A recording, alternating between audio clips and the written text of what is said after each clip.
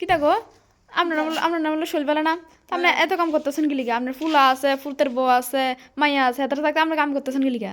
শুনেন, কর্মময় জীবন, যতদিন বাঁচবো এতদিন কর্ম করে যাওয়ান লাগবো। পোলারে কইছি পারতাম না, হারা দিবা না, পারলে করো নাইলে থাক। মাইয়ারে কইছি, মাইয়া কয় এটা জু জায়গা না, করণ যাবো পরে, আমার ক্লাস আছে। মাইয়া গেছে গা। এবার বউরা আর কইছি না।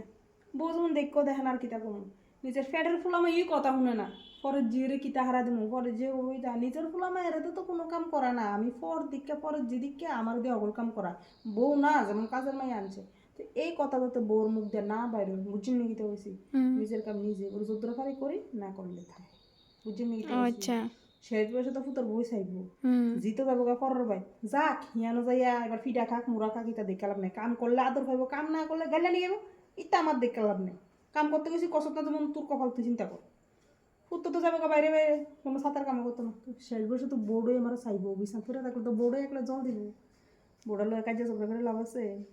হ্যাঁ কোন এলাকা বউ কোনো কামের হারা দিই না, বউরে আদরে রাখি, কোনো কাজে চক্র করি না, বউরে কোনো কামের হারা দিই না। শেষ বয়সে বউরেই চাইবো, আর কেউ চাইতো না, বুঝি নিতে হয়েছে। আচ্ছা। আর কিতা করিয়াম, নিজের কাম নিজেই করি। নিজের ফ্যাটে টিহি মা কয় না, বউ একরে মা কত কইব।